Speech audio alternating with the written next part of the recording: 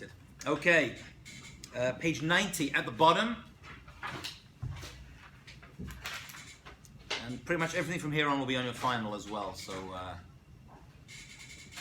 besides your midterm on Thursday. Let's begin with the Mishnah in Pirkei Avot at the bottom of page 90. And the Mishnah... Yes, of course I can. Section 1.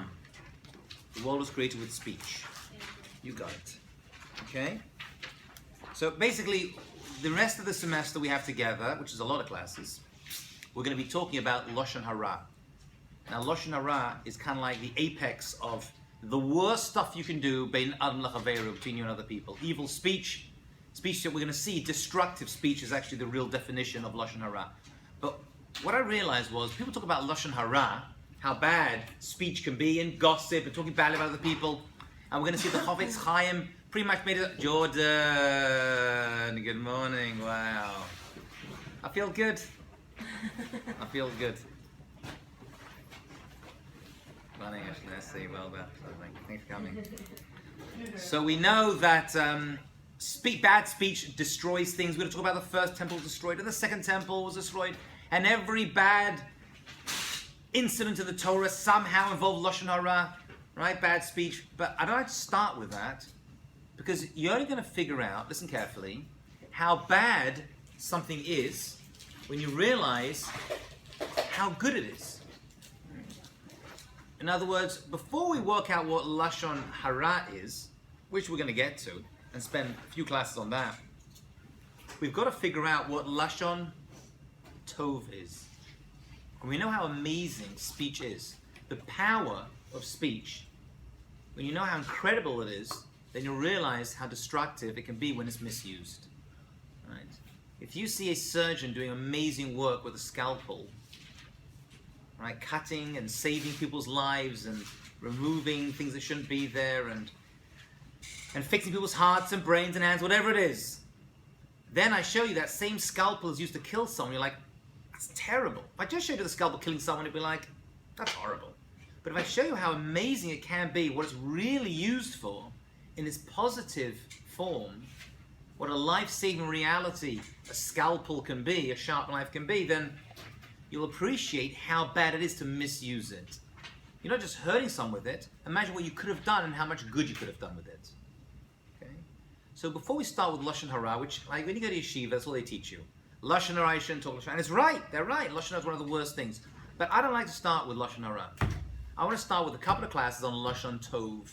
How speech can build things, how it creates things, how it helps people. Speech is the most important faculty we were given by God. Of all the faculties we have, the thing that can do the most good is speech. Ergo, the thing that can do the most bad is also speech, but we're going to get there. Let's begin with an incredible statement from Pirkei Avot, the bottom of the page. Ba'asa mamarot nifra olam. God created the world with 10 ma'amarot. What ma'amarot? What is Amar? That's Dibra. Oh, you're thinking of Aseret Dibra. Ma'amarot are statements. Right, you're thinking about Aseret Dibra, 10 commandments. Right, 10 statements. These are 10 sayings, if you will. 10 sayings. What does that mean? God created the world with 10 sayings. And if you look through the beginning of Bereshit, which I've listed a few of here on the next page, you will see that 9 times, actually the first one is considered one of the times, although it doesn't use the word Vayomer precedes the creation, and God said precedes every one of the creations. Except the first one, but that's implicit. Bereshit bara Elokim et hashamayim v'haaretz, and God created the heavens and the earth.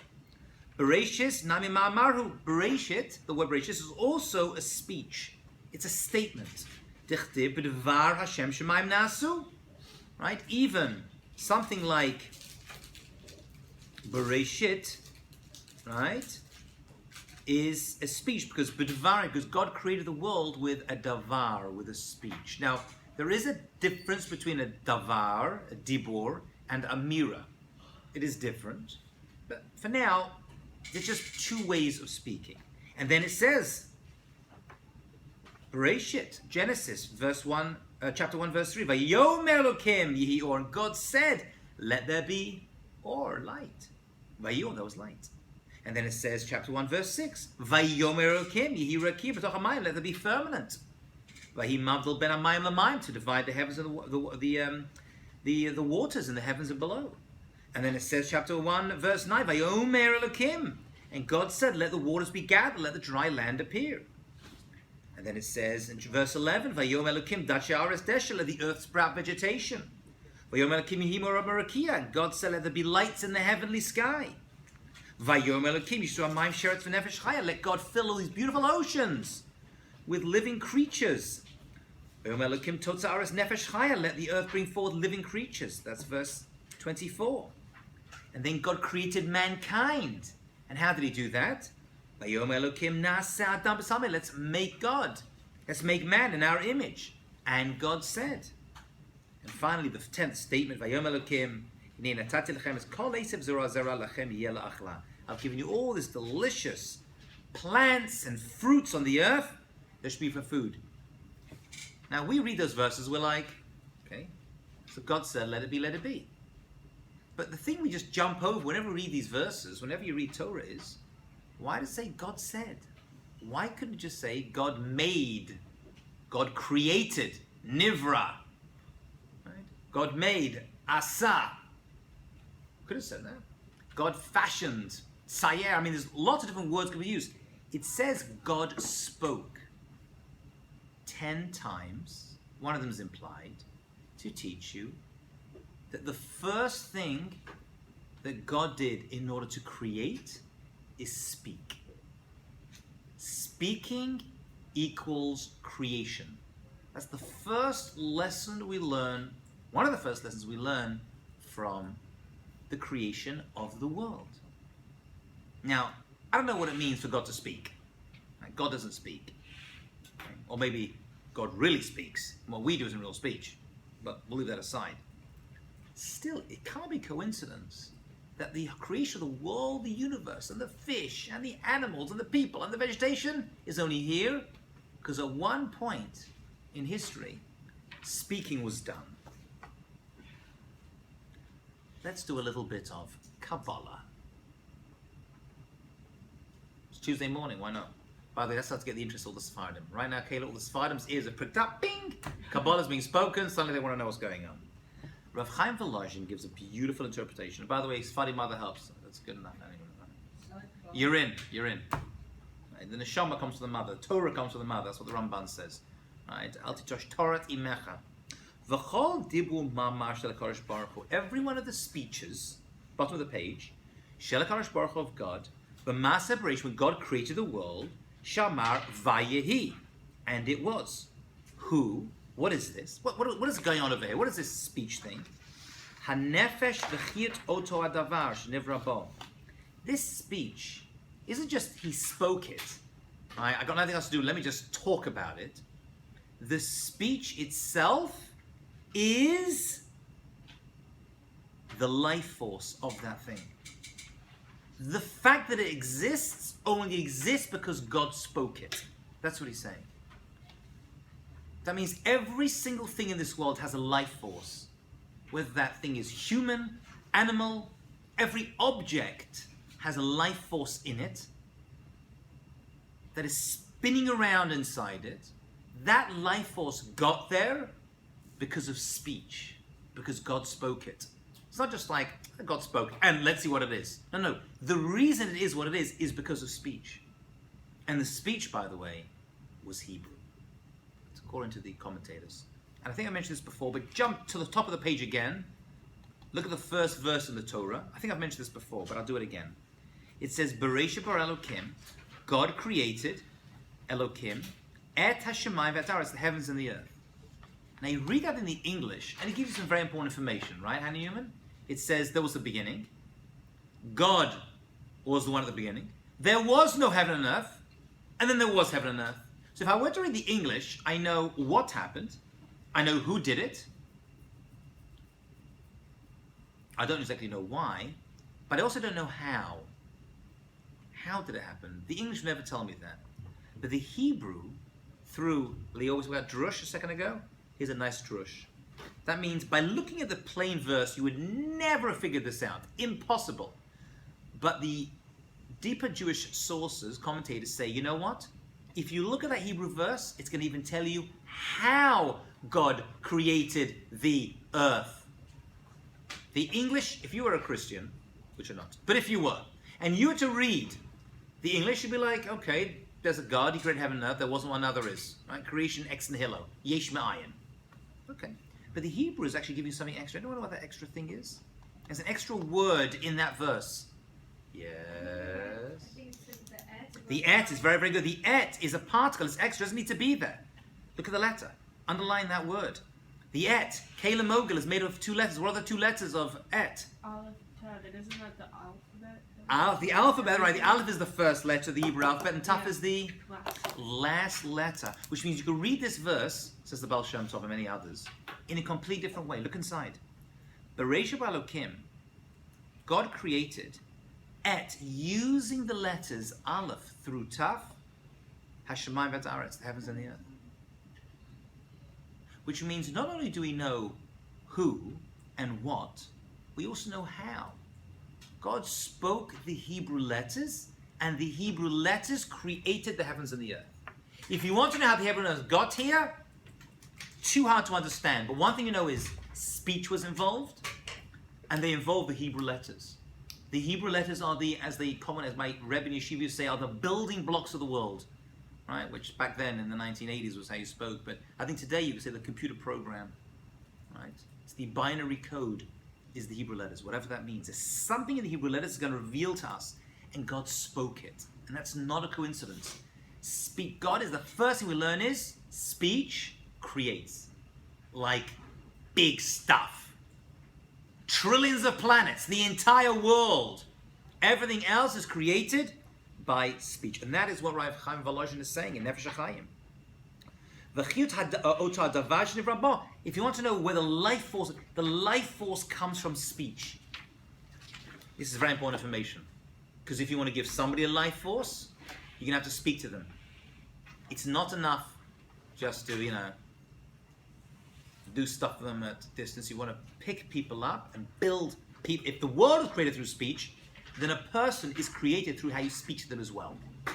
That's how you build somebody. You talk to them. And all the various aspects, mazalot, all the constellations, turn over the page, and all the angels in charge of them. Not just the physical world. This because when God created the world, He didn't just create the physical world, He created the spiritual world too. There were no angels, but there were afterwards. And all the angels that are in charge of these mazalot, in charge of all the constellations, the entire universe, trillions of planets, speech. From the moment of the original creation, right through history, up till the present time, not only is creation a one-off event, not just a one event that happened thousands and thousands and thousands of years ago, or if you want to go with different theories, billions of years ago. Either way is fine. Whichever way you look at it, it wasn't a one-off event.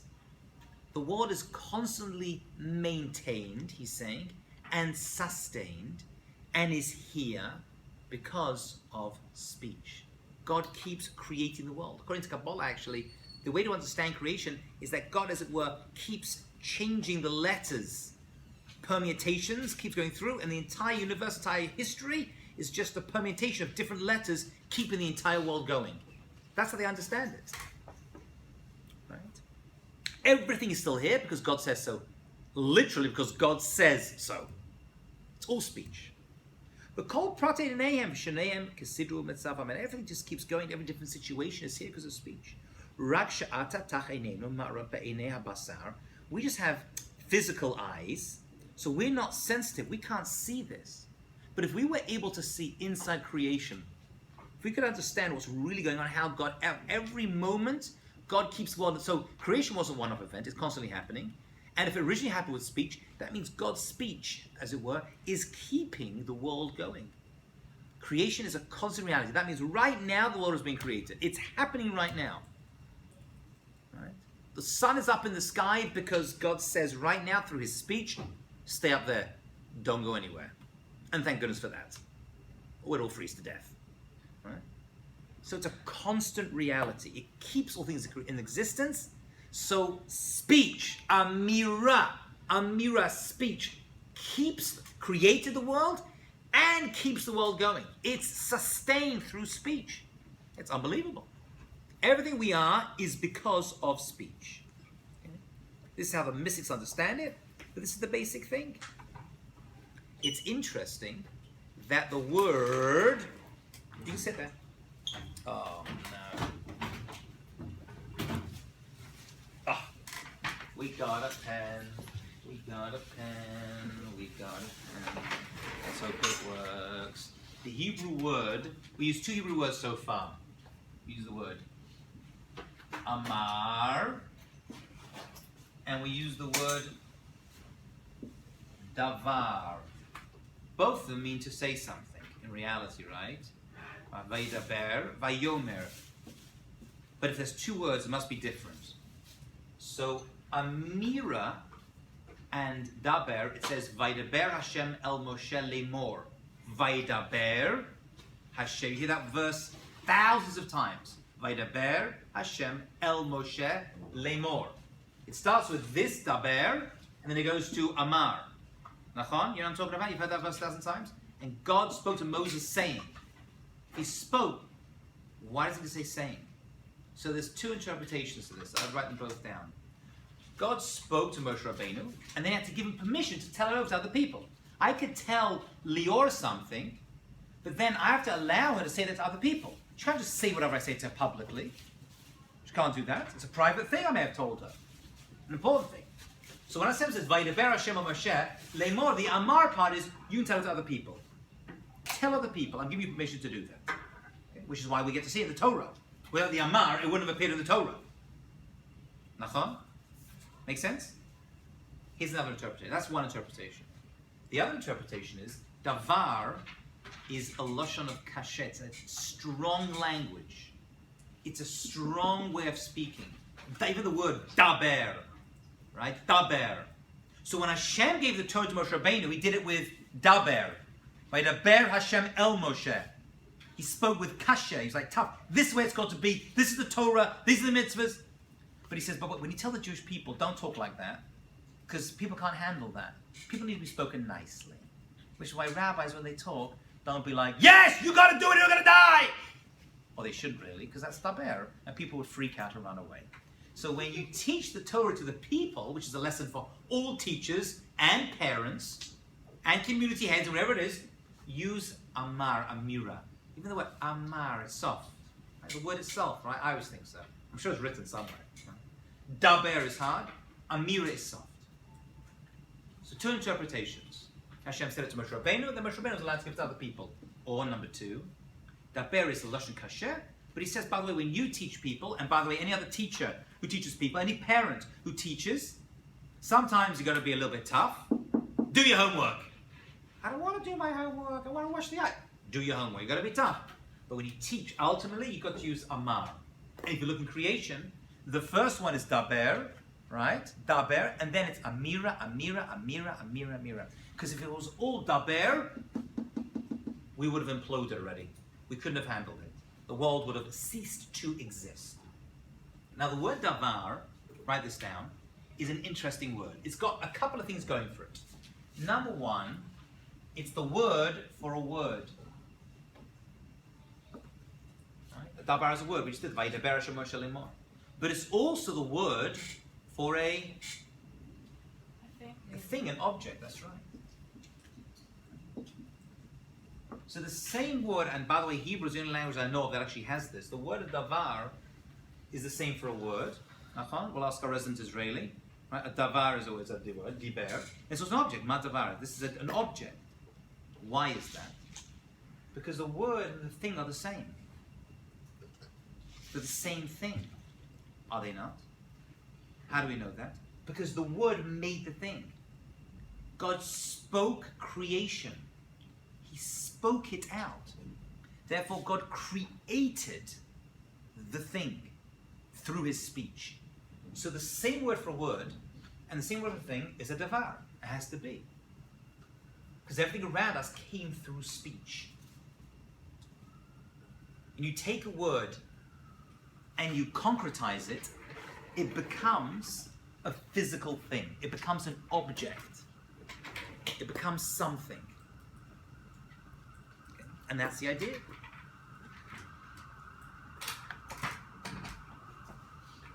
Yes, Leon. Just to clarify the first meaning, you said that you're allowed to tell other people. So in the pasuk, Rashi says means that Hashem gave permission to Moshe Rabbeinu to give it over. God spoke to Moshe Rabbeinu, Vaydaber Hashem el Moshe. Leimor means, saying means, you can say this. Now I'm giving you permission to say this to the Jewish people. And then Devar is more... The second interpretation was... Oh, that is strong and weak. Right, right, the soft way, right, not the weak way, the soft way to give over. He says, well, I'm giving over to you with Davar. When Moshe Rabbeinu heard it, right, it was fire. Right? Which the Torah was given with fire, but when you give it over, with soft. Okay? So let's move away from, God bless you. Let's move away from God for a moment, if you don't mind, as it were. And let's say, well, what's that got to do with me? That's how God created the world. Mark Butler. So look at the next page. We're going to see that this is not only true for the Lord, it's also true for us, right? Because what happens with God, we're made in the image of God, which means I can learn from this as well. There's something about this I can learn from, and it's going to be very, very, very important. Phones away, please. And it says, Bereshit, chapter 2, verse 7. Vayit, look at this verse. Pesukim are important. I spoke about this, right? Midterm on Thursday, Pesukim. Verses in the Torah. Vayit, you know we have a midterm on Thursday. We're aware of that. Okay. Vayitzer Hashem Elokim, and God, what's Yatzar? Right, formed. Vayitzer Hashem Elokim et Adam, man, Adam, Afar min Adam, from the dust of the earth. Which means, whatever it means that God, mankind is physical in nature. We are physical in nature from the Adama. Adam is in the Adama. Okay? We come from physical and we return to the physical. That's where the body goes to. However, that would not be enough. Because if they have those there, we'd just be sacks of meat walking around, nachon? But we're not just sacks of meat. Are we? There's a bit more. What's that? Vayipach ba'apav. God blew into the nostrils nishmat chayim. A neshama of chayim. What's that? A soul of life. That's right, a soul of life. Vayhi ha'adam lenefesh chaya. And then man became a living being. That's a very important verse. That's pretty much all of mankind summed up in one verse. We are made up of a physical side, but we're also made up of a spiritual side. Right? And one was put inside the other. The Kabbalists give an interesting metaphor for this. And that is just like a. Have you seen glass being blown before? Have you seen this? Actually, my wife went recently for her birthday. Her friends took her to a glass making thing. They make your own glass bowls over there, which for them is obviously like fun. Anyway, so and what do they do? How do they do that? You blow into it. Nachan? They make the glass thing, right? It gets very, very hot, and they get a special thing, and they go. Right, and it gets bigger. You see that? If you were to go inside that glass bottle, you could see a little bit of the blower inside it. There's the breath of a blower inside the glass. Right? Some molecular level, I don't know, is inside. So too, this metaphor of God blowing life into us through breath. Breath equals life. And God blew it into us. That means in every single person, every human, right, this is being creation, have a little bit of God inside them. Because God blew into every single person life. Right? So we see already that life comes from breath. But that's not what I want to discuss with you. I want to look at the unculus. It's a very famous unculus. Anyone know who unculus is? It's not your uncle. What's unculus? Unculus was an Aramaic. Yes. He translated. He was actually a convert to Judaism. He was a Roman. I think we looked at his story a little bit once. Last semester we were discussing mezuzah. Yeah, we did a whole thing on mezuzah. Right. He was a convert. He was actually the nephew of a Roman general. Converted to Judaism, and he got the Romans very upset by doing that. And he translated the Torah into Aramaic, which was the language, a very special language. It's made up of Hebrew and other languages, and he put it together. And when you translate something, you make a commentary because the words used to translate. So it's actually a commentary. And here he translates this verse very, very interestingly. Watch this. It says, by the way, you hear this you're going to hear in many Divrei Torah. People always start Divrei Torah with this idea, but it's a good point. He says, Vayhi Adam lanefesh chaya, became a living being. So he's going to translate those words into Aramaic. So what we're going to do is we're going to look at his translation. It's only just a 4-word translation. But these words are his interpretation. Although they're Aramaic, they're his interpretation. So let's have a look at his translation. This is chapter 2, verse 7. V'havad ba'adam l'ruach mamala. What does man became a living being? He says man became a ruach mamala, a speaking being. What is mankind? How do you translate a living human? Is a speaker, a medaber. And many times you'll see in many of the commentators, they refer to humans as the speakers. Because if you think about it, what's the difference between me and an animal? Okay, don't answer that question. Do you see any human and an animal? Do animals eat? We eat. Animals sleep? We sleep. Animals work? Wait, what's we the work. difference between a human and an animal? Yeah. Everything animals do. Animals use the bathroom. We use the bathroom. Animals eat, they drink, they sleep. Right? They create life. We do all of that. So according to this unculus, you know the real difference between us and animals? Do animals think? Do they communicate? Absolutely. A lot of them communicate unbelievably. But there's one thing animals don't do, and that is speak. Okay. Yeah, there's videos of parrots talking, and dogs, but that's not real speech. They're just mimicking what they're hearing. Real speech alone, is reserved for humans. What's the difference between speech and communicating? There's different ways to communicate. They communicate with each other. They do communicate with each other. Absolutely, they communicate in ways we don't even understand. They leave smells. They leave liquids. Right? They will wave and they'll wave their wings and they'll chirp and all the different things. Amazing forms of communication that we are only beginning to understand in the animal kingdom. Right? They throw things at each other. Actually, my wife communicates with me that sometimes. Actually, and then I got to listen. Shayna. Up to that point, I'm not listening, and suddenly I'm like, bonk. Yes, dear. No, heaven forbid. But the one thing that we do that animals don't do is speak. And speech is a uniquely human thing. It's something about speech that defines us as humans. Which means, if you don't speak well, you're not being human. I'm just inferring from that. Yes, Rachel. In that case, why should we value why don't we value an animal's life as much as we value a human life? That's a good question. It's not for now. It's a big question. Animals' life we do value. You can't hurt animals for no reason. Judaism looks poorly upon hunting. We're not saying that animals can be mistreated. We're saying that they have a different function in this world. They are there to, quote unquote, serve us. Although today you say that, people get very offended by it, right? Because, I love my dog. I love my dog more than my humans, right? It's been overdone a little bit.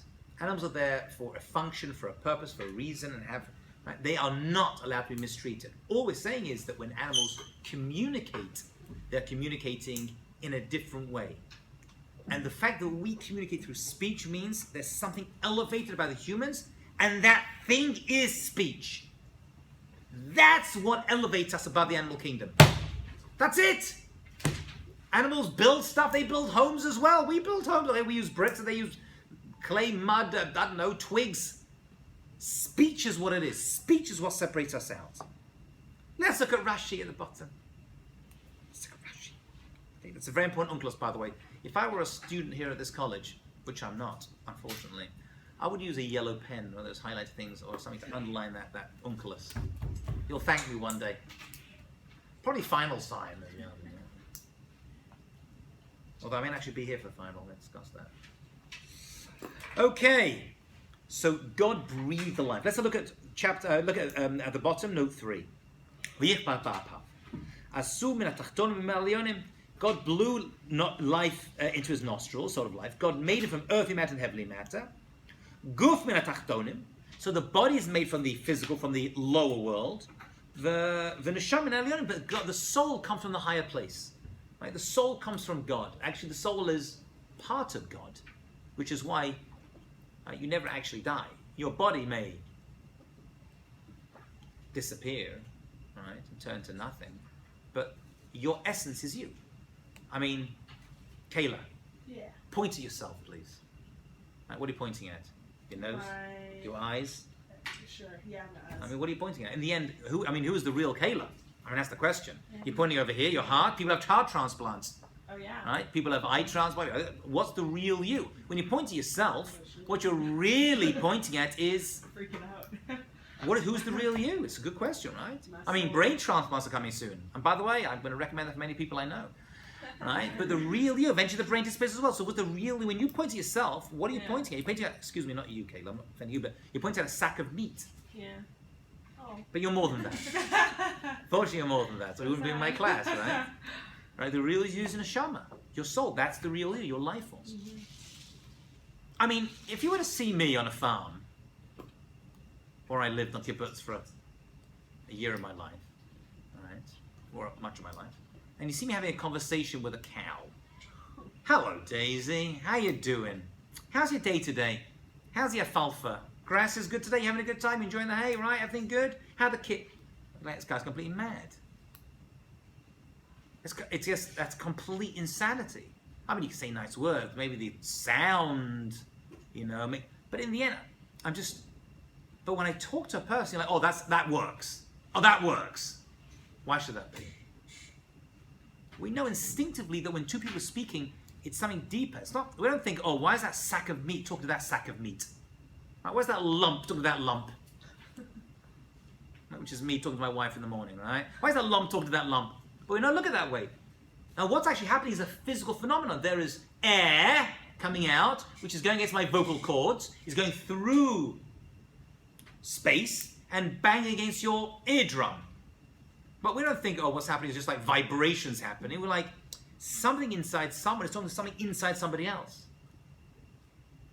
Right? We instinctively know that the speech that is happening between people is something which is on a much deeper level, not just two lumps that are just like giving words over, making noises, grunting. We know it's the soul communicating. So speech is soul communication. Animals have a different level of soul. Whatever that means. They have a lower level. We'll see where it comes from. But they have a different level of neshama. We humans have a high level. Actually, neshama, one second, I'm so sorry, just give you the background to this.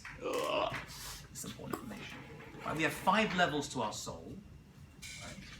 We'll talk about the 3 main ones. You have the neshama. You have the neshama. Right, that's the top level in this world. You actually have 2 high levels up here, but we'll leave those aside.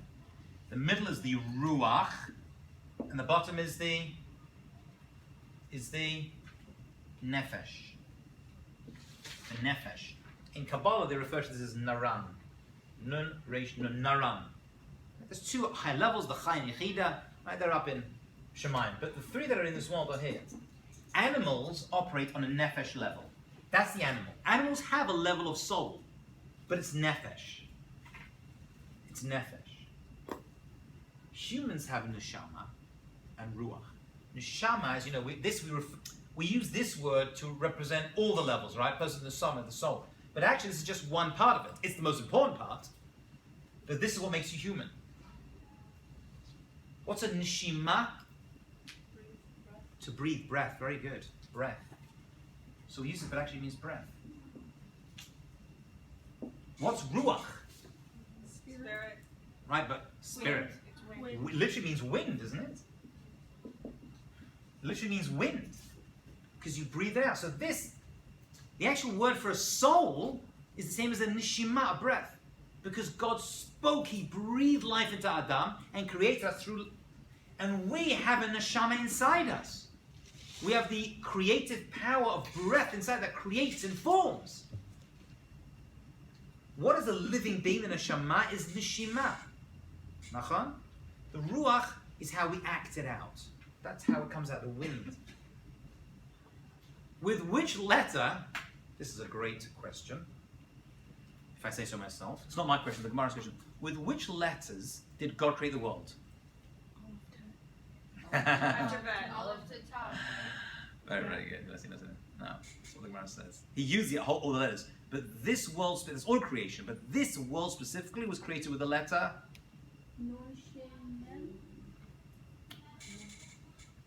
The spiritual world was created with the letter Yud.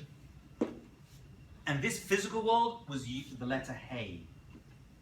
Right? And Yud with a Hey actually make up half of God's name. Now Yud is an interesting letter, by the way. It's the only letter that floats above the line. All other letters land on the line, or they cross through the line. Nachon? They sit on the line. Yud floats. That little Yud represents Olam Haba, the future world, the spiritual realm.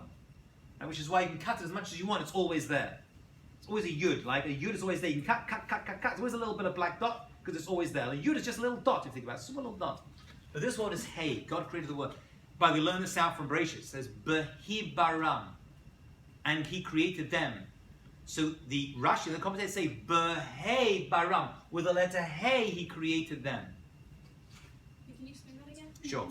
It says that God Behi Baram. Later on in Bereshit, a few psukim later, it says Behi Baram, right? And He created them. But you can cut up the word to say Behei Baram. With the letter Hey, He created them. Not Hibaram, Behei Baram. So the letter Hey is this world. There's very much written on this idea of how the letter Hey, what it is about this shape that represents this world. It's like open at the bottom, it's got a little opening at the top as well, it's got a shelter, it's got a whole bunch of stuff to it. That's not for now. It's very interesting, but it's not for now.